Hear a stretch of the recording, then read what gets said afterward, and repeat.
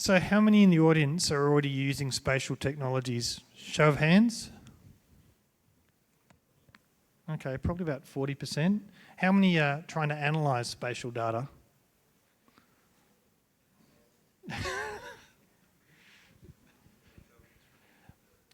So what do you think the biggest challenges are at the moment in terms of an analysis of spatial data? Anyone wants to put their hand up? Integration, yes. Anything else? I heard segmentation mentioned earlier today.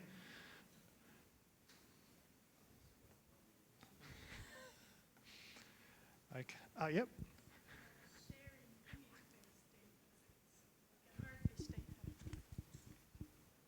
So I'm not a contributor, but from the editor's perspective, I got this question from a few authors. How to share their Murphy's data or this kind of imaging-based spatial transcriptomics data. So that's a big problem. I mean, we published some cosmics data and we ended up putting on Zenodo.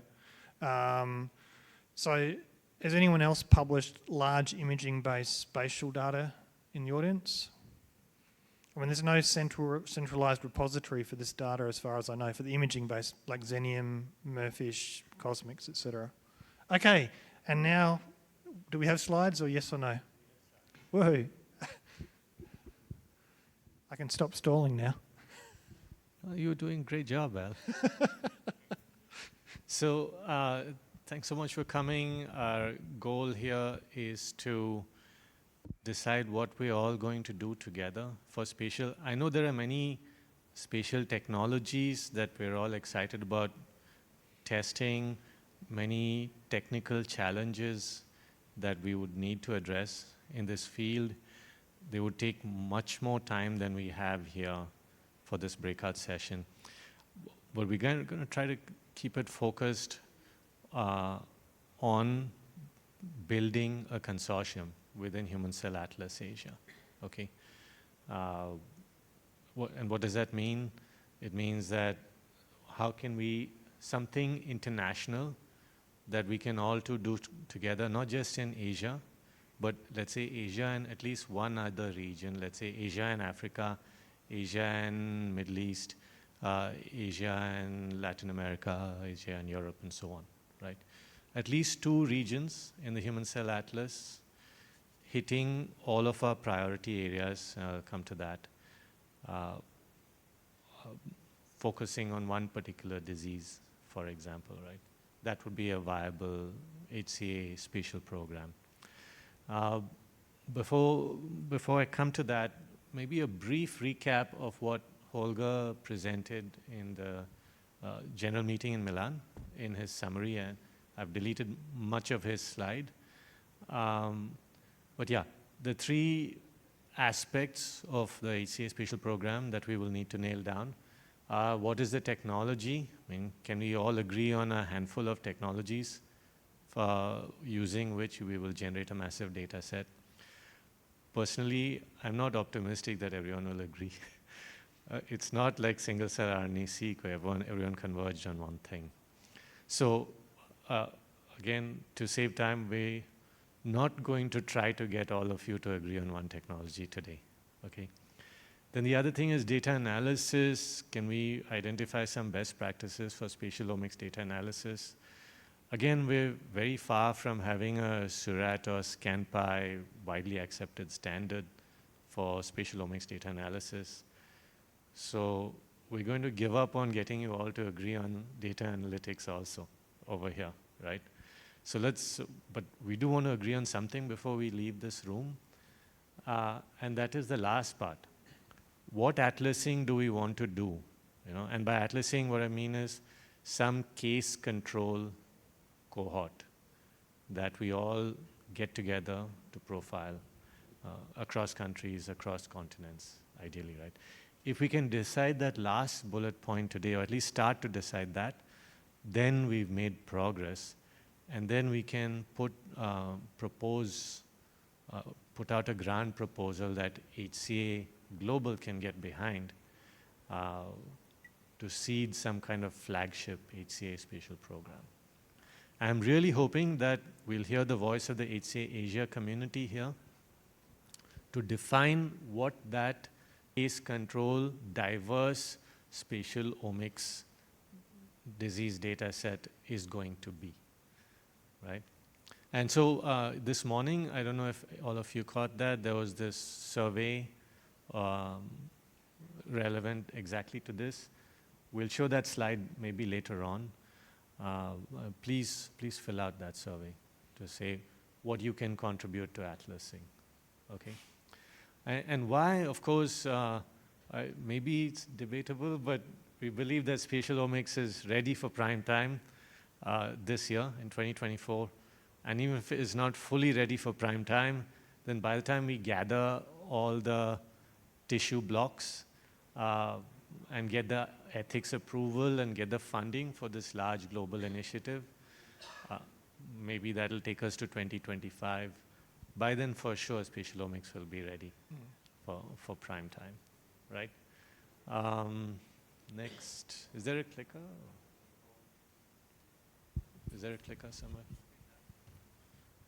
No? Can we just move to the next slide, perhaps? Yeah, just go next. Thank you. Thank you. Okay, so these are some of the spatial challenges that we discussed in Milan, and Holger gave an overview of all of these. If we have time, we'll come back to this topic at the end, but that's not what we're going to talk about initially. What we're going to talk about is this, okay? So we want to design a big human cell atlas project that will be diverse, meaning geographical diversity, ancestral diversity, ethnic diversity, sex diversity, age diversity, everything that will contribute some benefit, some concrete benefit in terms of diagnostics and target discovery. So hopefully it'll go beyond, we are trying to better understand the molecular mechanisms of XYZ. There will be a clear goal in mind of identifying drug targets or stratifying patients using spatial biomarkers or something like that, right? And then we want to achieve that benefit, we want to say, okay, which disease, which tissue, and the way we choose disease will be based on these criteria over here, okay? Which is that disease ideally will be a high burden disease. I'm not saying that everybody should tackle cardiovascular disease or all of the other high burden diseases in the world, or stroke or something like that. There will be a balance of disease burden and multiple other factors. One is the tissue available? Can we, if we go through all the available samples all over the world in our network, can we muster up, let's say, over 1,000 samples for our chosen tissue, okay, across the network? Then is spatial omics relevant for that particular disease in that particular tissue? If you do spatial omics in that tissue, will it advance the biology, right?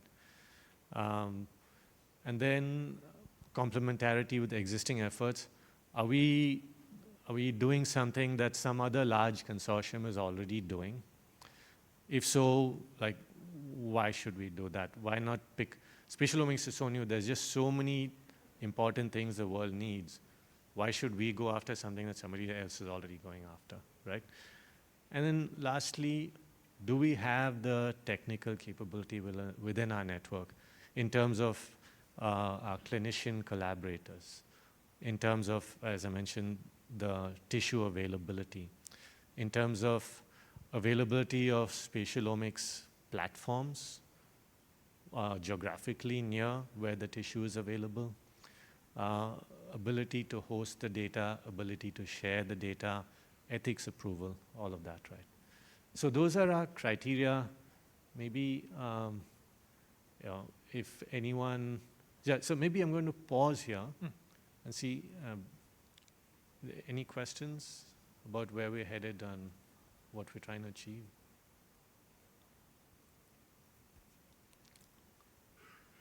So I've got an idea. If you were going to choose a tissue or a disease to do a large spatial project, multinational spatial project, what tissue would you choose and why? Anyone game? Or what disease and why?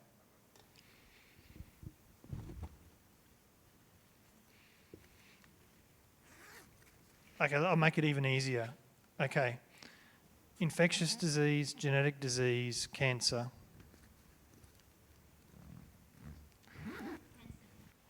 Cancer, why? Well, I was gonna say cancer. The cancer that Asians show different vulnerability or different drug response, like gastric cancer. That was that was my input. So you can add. Oh, I'm just going to repeat that for people on the Zoom. I don't know if everyone caught that, but basically you're talking about Asian prevalent maybe you can repeat that on the mic. Prevalence or different sensitivity to drugs, and one of the famous one is gastric cancer in terms of incidence. And for lung cancer, there's a prevalence of EGFR mutated female never smoker cancer in the East Asian countries. So some of those cancer types are showing different landscape compared to the Western people. So that's one. Yeah, so I'm actually not a cancer biologist. So, the reason that I said cancer is, I think this is a kind of tissue that really can take advantage of the spatial technology because we are really interested in how cells are spatially organized in cancer tissues and to see how immune cells are interacting with cancer cells, and especially because it's so diverse. Like in every individual's cancer tissue is different. So I think spatial information is really important for cancer. So that's why. I agree. Any more takers? Anyone else wants to make a pitch? There's someone on Zoom, I think Farhan Iqbal, suggesting that they can collect the suggested tissues. Biggest limitation is funding. Yep. For consumables for DNA or RNA extraction. If this is resolved, then there could be a lot of contribution. Thanks. So if the consortium had some way of equitable access, cheaper access to the technology, and let's say hypothetically, the money wasn't the problem. It was like, what is the study you want to do? So cancer is great, and like the different prevalence. So you mentioned colorectal, and how many people work on colorectal in the audience? We've got one. Okay, I work on ovarian, and you've got clear cell has higher incidence in Asia as well, especially in Japan. So I'm wondering, if we talk cancer, are we talking one cancer, or are we perhaps framing it as like the tumour microenvironment? So you could sample multiple cancer types. People can go for their funding for, okay, I care about pancreatic cancer, or I care about colorectal, or I care about ... But then the unifying theme is that you're looking at the infiltrates there and what they're saying to the tumour cells. So does that sound... I'm seeing a nod. Okay, so the cancer is one potential pitch. Another would be infectious disease. Does anyone have any comments or interest in infectious disease?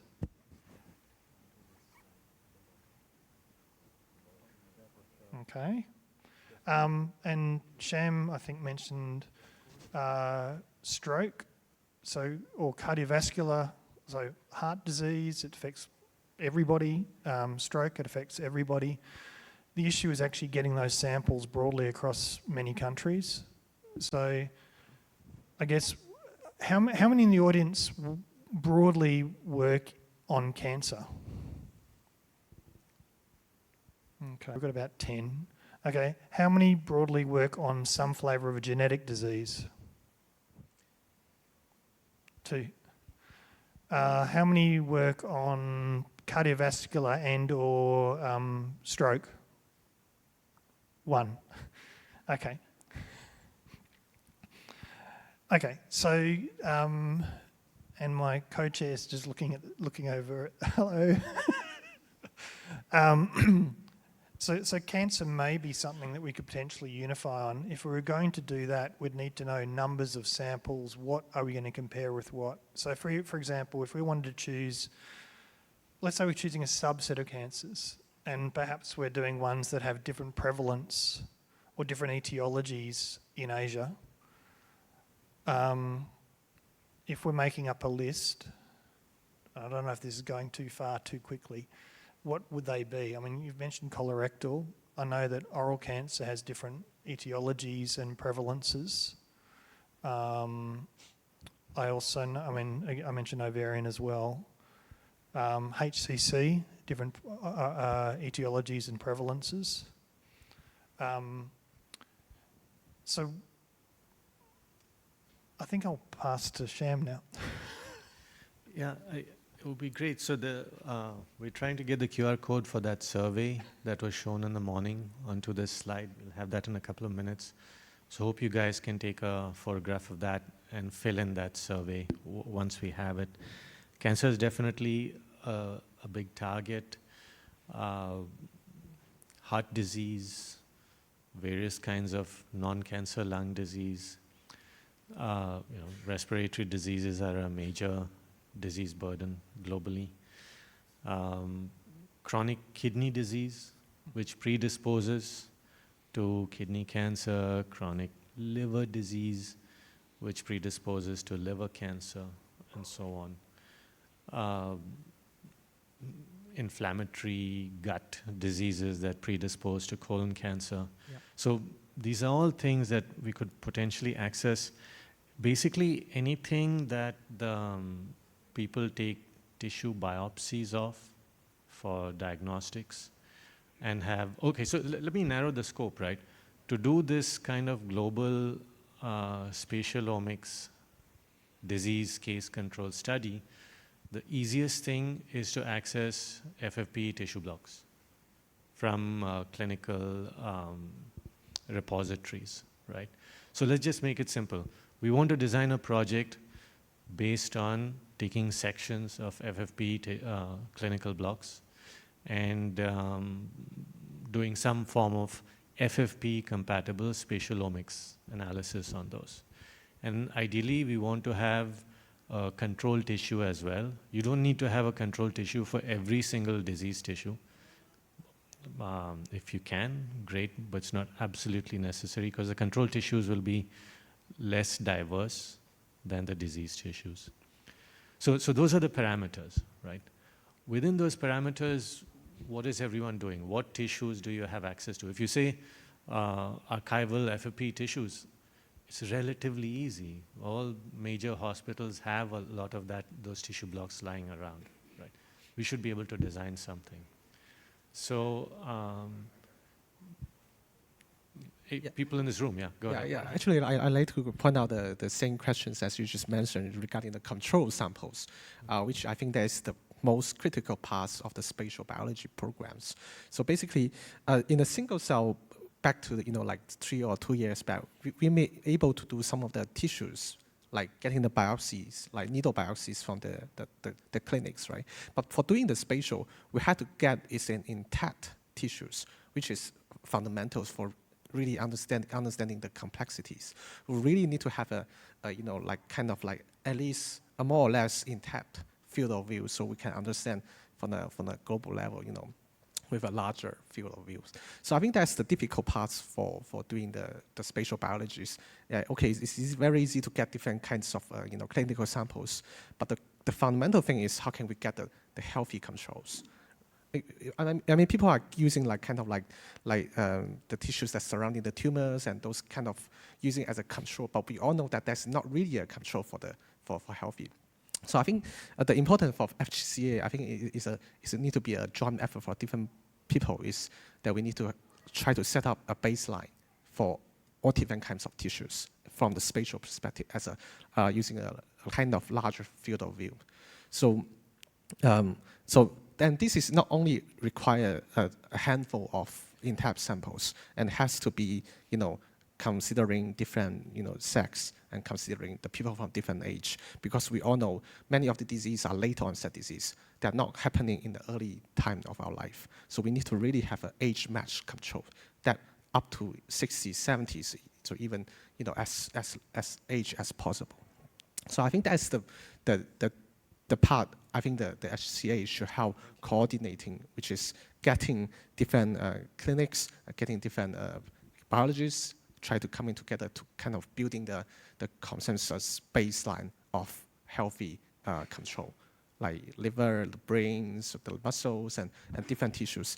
And we try to even collecting tissues from all same individuals so that those tissues can be cross compare, and because they are coming from the same individuals, so some of the things happening inside, like the immune components, endothelial cells, and many of the tissues there can be connected together, and which can be correlated with different organs or tissues. So with that, we can really establish a healthy baseline or healthy aging baseline, so that every other disease we can compare together with this. And ideally with, of course, different approach, like the catcher base, the Murphy base, and as much as possible. I mean, those can even from same individuals. So I think that's the program that the HCA should kind of launching, because for different diseases, there are many other grants and things to support. But healthy control, how can we get grant for, healthy controls, right? That is, sometimes people don't understand. Why do we need to understand healthy? We understand the disease, right? I think that's a challenge. I mean, that's a challenge that ADA faced as well. And I mean, it's a challenge but back home. Like, you need to be able to show some sort of disease relevance. So the way we've tried to argue it, and not necessarily successfully, is you have budget for normal and control, but you're still talking to a national agency. There's not like some magical big agency out there that's going to fund everything. We are working together to try to bring the money in. Yeah. So actually, my excuse is I'm proposing to different collaborators and funding is I'm trying to understand aging. So I am able to collect the kind of healthy aging control. so getting the tissues for the the doctors. So for example, I'm working on the aging liver. So that is kind of we can collect the tissues from the hemodrama patients, which kind of healthy liver, so that we can still collect them. So with this type of examples, we may be, can be helpful to the communities. That's great. If you could maybe, it'll help others, how do you get access to healthy liver? Is it biopsy or transplant or what? Right, and then this is from different perspective. One is the transplanted organs. Sometimes the liver is not the entire organ that people will transfer. They will cut part of it so that they fit with the size, especially for the kids. So you cannot put the full liver, you just need to cut part of the liver. And the rest of the samples, we can use it for analysis. And another thing is the hemodrama, right? The kind of the tumor in the vessels, right? And those patients, they have healthy liver. So those samples can be used for our purposes. Sorry, what is the second one? Hemodrama. Like car accidents and stuff? Yeah, it's kind of like the tumor in the blood vessels, right? Yeah. And so with that, the patients still have relatively healthy liver. But I mean, you need to do kind of a series of like HCA stainings and those different parameters to claim that those are healthy. Yeah. So understood. Yeah. That's great. I didn't mean to imply that we're not interested in healthy. So I should reframe then that we want to do case control Yeah. And the controls will tell us about the healthy atlas, but simultaneously we'll do the disease. The idea is to do both simultaneously. Yeah, yeah. I think because all the projects they will generating somehow certain amount of healthy controls, but those data are kind of like spreading in different study. Yeah. Yeah. So this is different from the original HCA single cell strategy, which is we spent 8 years. HCA was launched in 2016. So we've spent 8 years mostly focusing on healthy atlases. And now we're coming to, okay, how does HCA as a whole organize around disease applications? For the spatial part, we want to incorporate disease right from the beginning for a very specific reason that will help a lot of people. Let's say in Singapore, if I were to write a grant proposal and I said, I want money to do a healthy atlas, I would not get the money, right? So the Singapore government wants a disease application right there. So I think if we incorporate disease right at the beginning, more people in more parts of the world will be able to get grant money to be able to contribute from their national funding agencies. That's the idea. Yeah, I'm a little confused about what are we discussing right here. Like, we're not trying to design some program or proposals or apply for grants from your own institute or so. As you mentioned, it's very unlikely that you can get a grant proposed by, funded by doing healthy tissues. And not even if we design some infectious disease or what kind of a cancer. There's still a very small portion of the things that the HCA can contribute, right? So I think instead we should, there are lots of people are using the single cell technologies and also the spatial technologies. We should actually encourage those people to join the HCA, to deposit that data into the center. Then you can cover, a whole spectrum of all these kind of diseases. People are already having this disease, right? So I think if for like HCA, like the next stage, you're already making like standards of how the data were produced and analyzed, and we should talk into those people who has data, and encourage them to join, and in some way. Making some framework that they can benefit by depositing data into, contributing that data into the society, so that you can extend, the size of the data that you have. Otherwise, how much money you're gonna spend on working on one or two different diseases, right? This is like, it's never gonna be possible, right? So I don't know. We're not supposed to design something, proposal in this. Instead, we should discuss like how we attract those people to getting, how those people can be benefited by deposit data into the society, and in the society how they standardize the data acquisition and the data processing. And I'm fully against the idea of doing like the FFPE samples.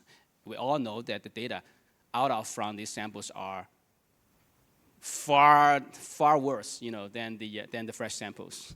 So Really?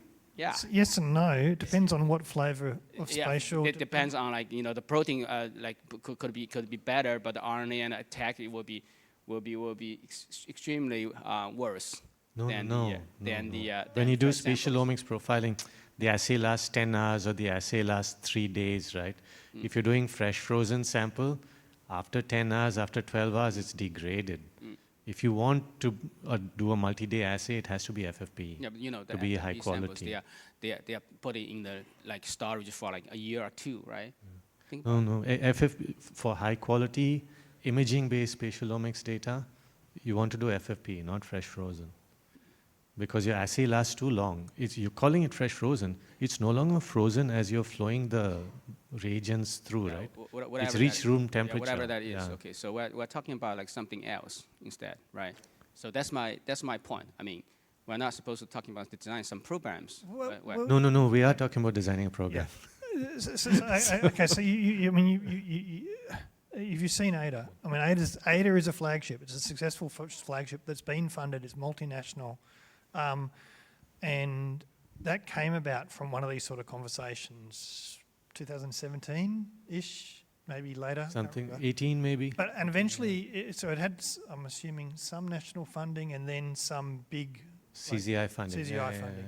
So there is potential to get money out of like for this sort of level of science. But if we're going to do that, like for example, I didn't engage in it. I wasn't doing blood, so it's not something that I'm doing routinely. I didn't have the ethics in place, so it was a barrier to entry. And the other thing, it was normal. So trying to put normal blood samples into this project was a barrier to entry. Now, if we're talking cancer, I'm doing spatial cancer stuff. I can get the samples. I got the ethics. We've got access to FFP material, and there's many people in this audience who do have access to those sort of samples. So if we wanted to put together some sort of big flagship project, I think we're probably talking something, it has to be a unifying theme because there's going to be different flavours of cancer that people are focused on. But if we, for example, said we're going to choose 5 or 6 different cancers that are broadly relevant to the area, that have some sort of difference in demographic and etiology, I think that potentially would allow each of the participants to approach their national funding, but also if we present a united front, we may be able to get funding from one of these large international funders. That's the strategy, I think. Thanks very much, Al. So I just want to address both points. For people on Zoom or even in the audience who might have any hesitation, I just want to make it very clear. FFP, RNA, spatial omics is of high quality. It's not true that it's of lower quality than fresh frozen. Often it's of higher quality than fresh frozen, right? So I'd say it's a huge opportunity. FFP, spatial omics opens up possibilities for disease analysis that were not possible before, right? With archival samples and clinical metadata. Then coming back, so Al, thanks for bringing up IDA. So IDA nucleated single-cell research or expanded single-cell research in a lot of teams, a lot of countries in HCA Asia. And it is a great example of the kind of consortium that comes up from communities like this, discussions like this. IDA was designed in Jeju, maybe 2019 or something like that, I don't remember. And even before that, 1 year before it was designed, we had this kind of discussions like, what can we all do together across countries as a consortium? And then we'd had that same discussion the next year, except that year CZI had just announced its Seed Networks grant proposal, where they specifically wanted multinational grant proposals. And so we were ready because we had this kind of discussion. The team was already in place. We just sat together in a lunch break in Jeju at Human Cell Atlas Asia meeting in Korea in 2019, came up with the idea and then wrote the grant proposal on the flight back home from HCA Asia and was funded. And then, as you can see, that consortium is growing bigger and bigger, right?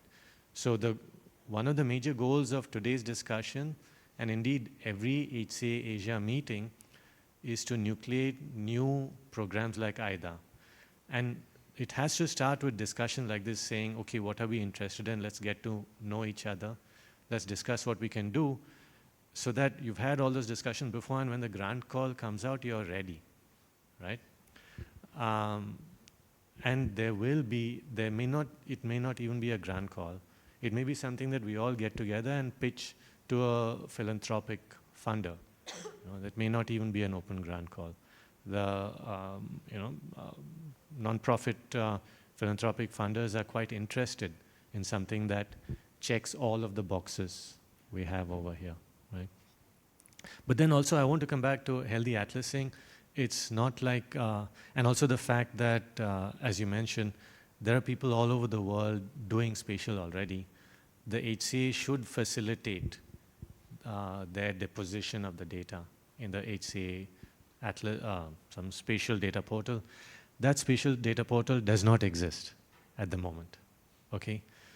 Chloe gave a fantastic presentation this morning about the single-cell data portal, and we're expanding that out. You saw many of the CAP, the cell annotation platform, the CZI cell by gene matrix store, the HCA data repository, which will house the raw FASTQ data, and the tier 2 metadata, which is controlled access, right?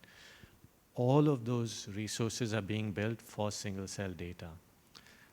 The field, I don't think anyone in the world has defined a widely accepted spatial omics data repository or server or scheme for that, right? That will take a while. Where we're at in spatial omics is the last couple of bullet points, right? Just what are the samples, what are we going to do? And then over the next few years, hopefully HCA and the broader community will come up with ways of creating data portals to deposit that spatial data, right? So point very well taken, we're not there yet. So to come back to this, right? Let me be very clear. There will be funding from your national agencies. If you can say, I'm part of this global initiative to tackle this disease in this manner using this spatial technology, it will help you get funding. Maybe CZI, maybe someone else will fund some flagship proposals that are international. And that can give you credibility to raise matching funds from your national funding agency. So that's really the spirit here. So people doing spatial omics right now, right? What's your disease of interest? We've heard about a few cancers. We've heard that gastrointestinal cancers are of higher prevalence in Asia. What else? Anyone know, who else, who's doing spatial in this room? And what tissue are you looking at? There's someone doing cardiac. John?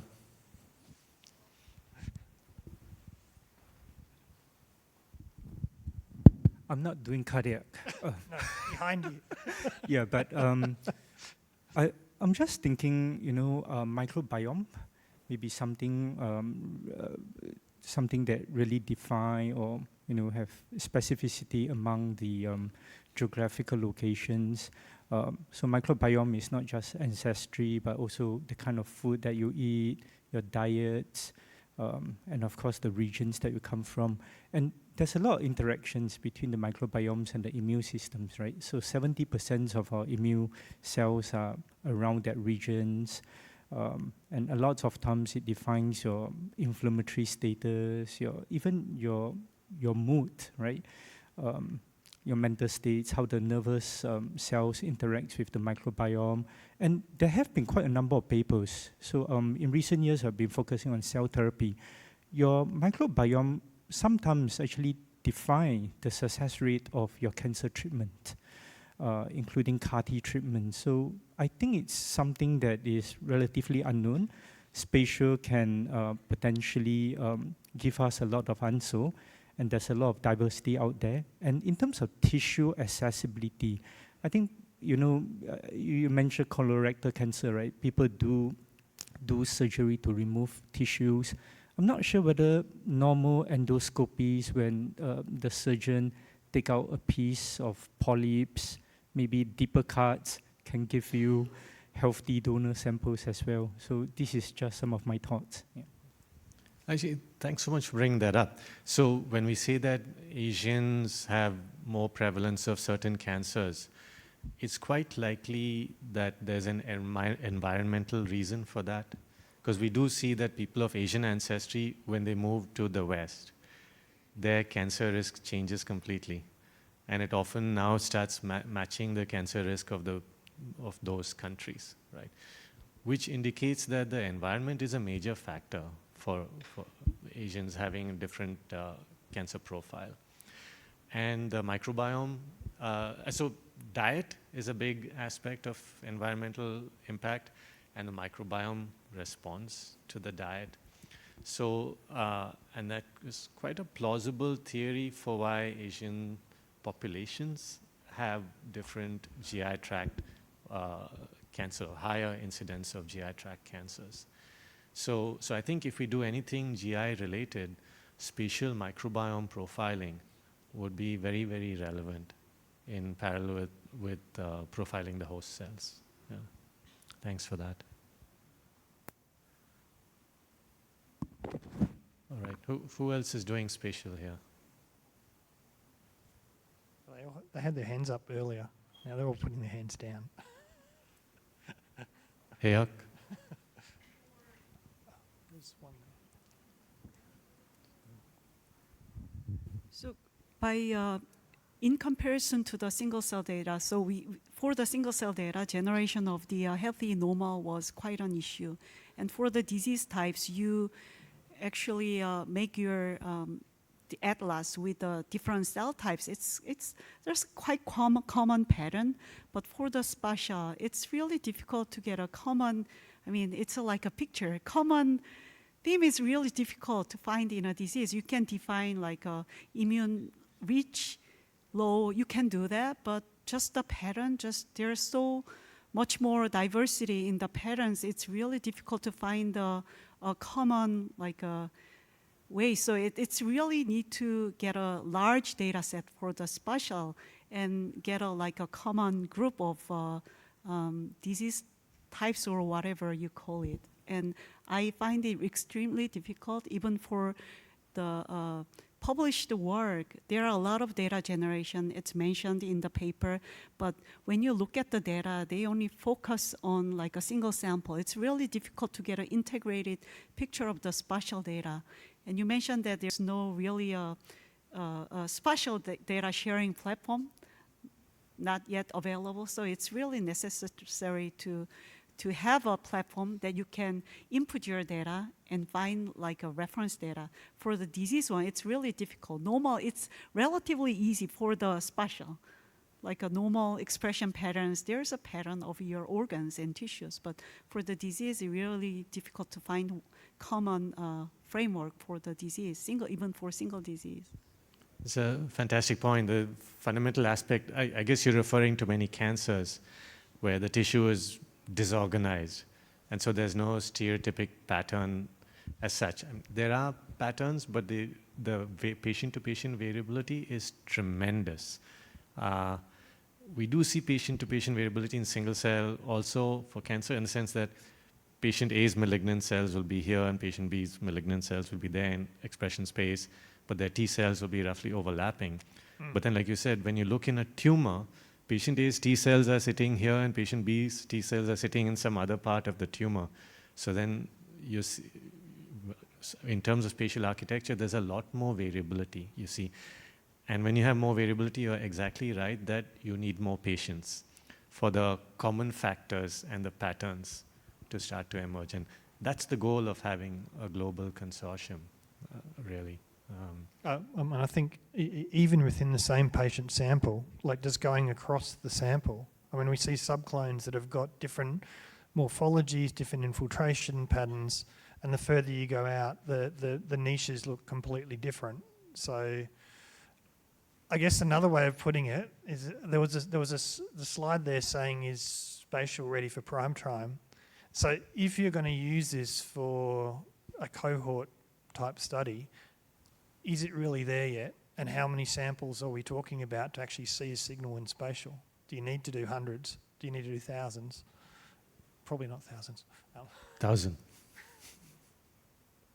All in one cancer type? All in one organ? I think if we go globally, then... okay, so we want economies of scale. That's another reason for having this conversation. If we can go to a company and say, we are going to profile 1,000 samples for this cancer in this organ, give us a better price. We can do that, right? So that's another advantage. And then we can enable teams who... The big thing people say when you say spatial is fantastic, they say, yeah, spatial is fantastic. Why don't you do it? It's too expensive. But if we can get a bulk order for one tissue, one cancer type from a company, then a lot of new teams can come in who would normally be excluded, and we can do something really big. That's the hope. And that's the point of HCA Asia, to bring people together to do things that we cannot do individually.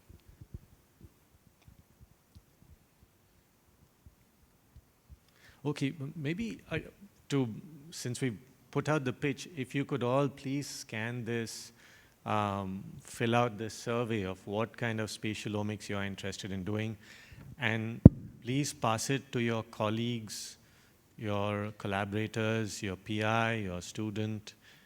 Have them fill it out as well. I'm really hoping that HCA Asia and Asia as a whole will have a voice in making these decisions, right? Because I'm new to the network, so Just to clarify, so is this just HCA Asia, or is somebody else in the whole HCA looking at spatial? So HCA as a whole, thanks. HCA as a whole Mm. is going to be launching some flagship programs in spatial. We are hoping that HCA Asia will be a major part of Contributor. that. Okay, so which For that, we mean- have to organize. Okay, great. Yeah. So that means, for example, having the data accessible, building the platforms, a lot more people can unite Yes. and put this together. Because we're talking about samples, but dry power, I don't hear any comments on that. And so that's one point. Thank you. That's clear. Second point is, so the money, the funding. So obviously one way everyone's trying to apply, and this can be mentioned that we're part of this. If I'm getting this right, potentially there would be a chance to apply for funding together, like Yes. let's say the Zuckerberg initiative and this kind of stuff. Helmsley, If we have a someone. good pitch. Okay. Yeah. So I guess that AIDS brings. Foundation, Okay. lots of people. Mhm. So here I can start seeing the point. So the technology would have to be sort of available across the board, which I don't know leaves us with a lot of choice outside of 10x, I guess, which may not be the best, but that can be discussed. And the cancer has to be sort of unified, right? Now, as for from what you guys are saying, the control, the healthy controls, I mean, from the variability within even the cancers, what's now the meaning and, you know, of controls? I mean, that's also a lot of variability, right? So, you know, having a control that doesn't come from the patient, I don't know how this can be put together, whether it's not just enough. I mean, I sort of agree that, you know, controls are important, but I guess there's enough of healthy tissue around, or I don't know, that sounds something like difficult for me to reconcile. I mean, I think a lot of us at the moment would be using the margin tissue, the tissue that's, so it's coming from the same patient, it's got the same genetic background, but is it truly normal? No, it's not. So if you can take biopsies from a normal region and the tumour from the same patient, and ethically you probably can't, for many things you won't be able to do that. Maybe clinicians can help. When cancer gets diagnosed, right? So sometimes people have biopsies and it turns out not to be cancer, right? Can anyone maybe comment on this? What happens to those samples? So Just get thrown John out? was just mentioning about the colon biopsies, and more than half of those will turn out to be non-cancerous. Yeah, so and some of those are available. If you have the ethics in place, then they would be available for research. But again, they're not true normal. They're a polyp which looks a bit like cancer and a bit like normal. Yeah, polyps are great if you can understand. Polyps are great. That's the famous quote. So if we can understand the precancerous state, then that's also value for something else. Exactly. Right? So we can say, should this person come back every year for colonoscopy? Yeah. Or do the polyps look really harmless? Okay, come back in 5 years. Right? Typically, in Japan's actually every 3 years. Yeah. So typically they say don't come back every year, come back 3 to 5 years and so on, it's okay. But if you could grade the polyps on how dangerous they look, that would be a lot more promising. And then biologically, if you could understand how polyps become tumors, then you could even imagine, and it sounds crazy, but you can imagine interventions at the precancerous state. That's a good idea. Right? Yeah. Or what is it about your diet or the chemicals you're eating or drinking that's causing those polyps? All of those questions come up. And of course, as Al said, the normal, the nearby tissue, the tissue near the tumor is not normal, but it's closer. If we have nothing else available, we'll do it, and there's a lot of biological value to comparing that to the tumor. Yeah. And of course, as the person here was saying, somebody somewhere in the world will have access to healthy transplant tissue and diagnostic biopsy tissue that turns out to be pretty normal. And all of that is valuable. He mentioned also that you want large pieces of tissue, so your needle biopsies, which may be just 0.8 mm or something like that, may not be big enough, but they still provide a lot of value. So I think the normal question is, if not solvable, then addressable to a large extent. We just have to decide what we are focusing on. If no one else has comments on which disease to target, which tissue to target, perhaps we can go back to the slide just before this, the first slide. Oh, where's it?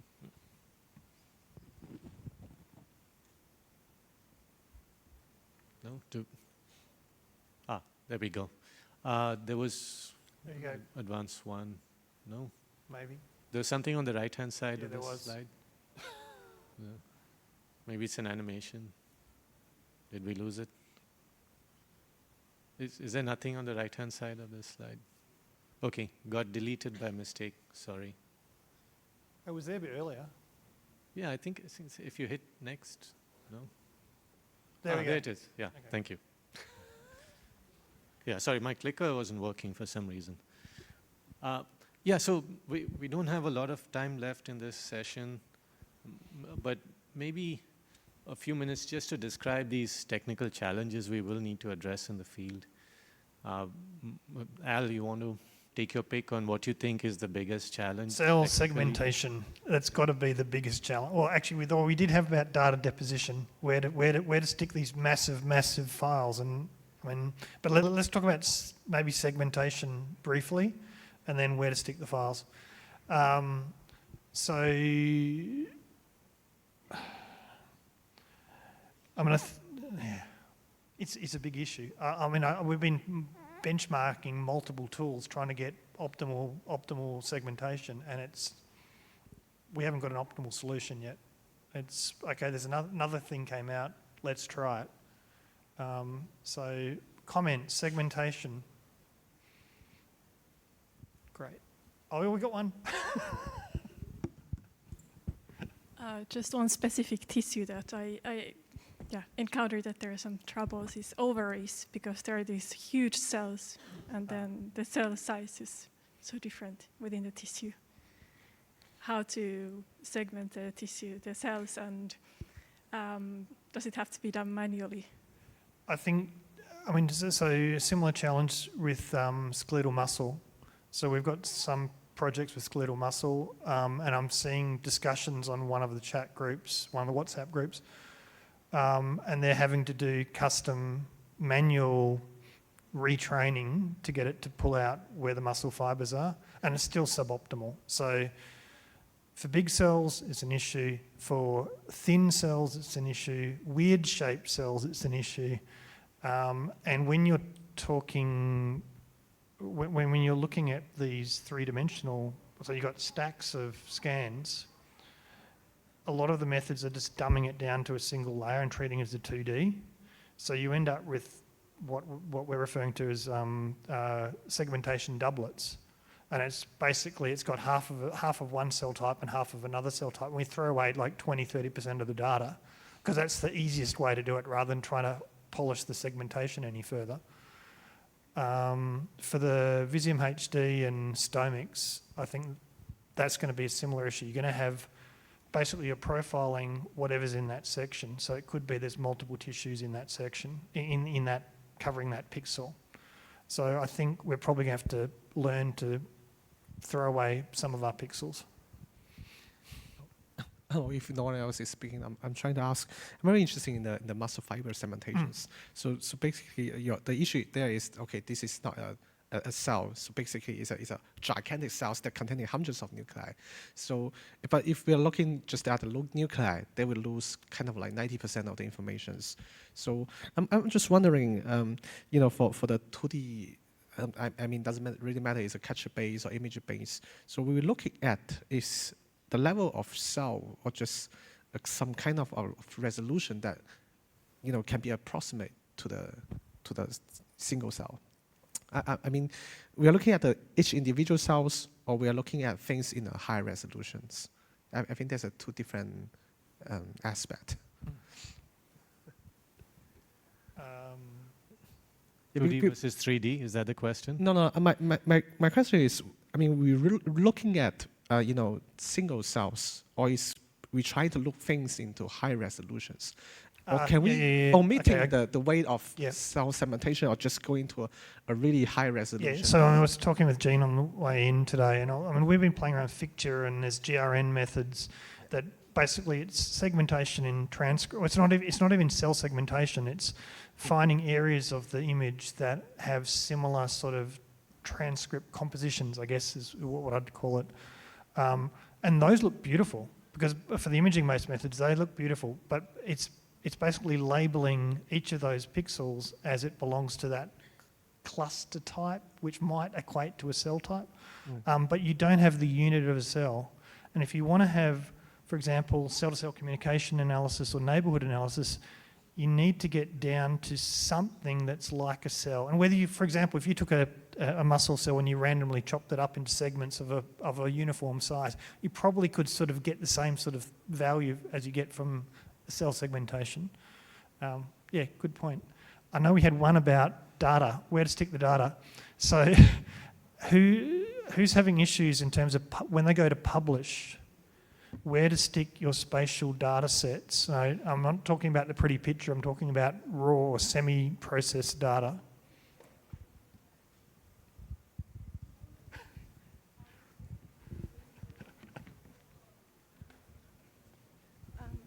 So I have a set of Xenium data set. We got 8 samples.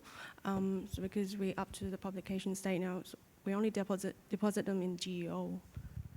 Yeah, that's the only play. And we upload everything, like the HCA, the whole output from Xenium, everything, so everyone can have access as soon as it's published. Yep. Thank you. Okay, I think we're out of time, guys. If you've got any comments, you can send them through, maybe. Please send it to either of us. You know how to find us online. I'm on Blue Sky now. Twitter's horrible. Yes. On social media or by email. I guess I'll only read social media.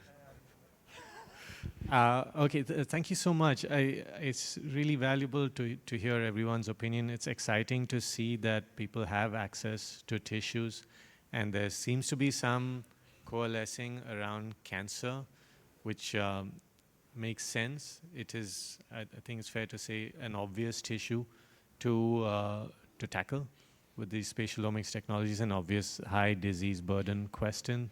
And as John mentioned, cancer plus microbiome would be extremely interesting and relevant. So we'll take all of this feedback and hope that contributes to some HCA Asia and HCA spatial biology program. Thank you all. Thank you, everyone.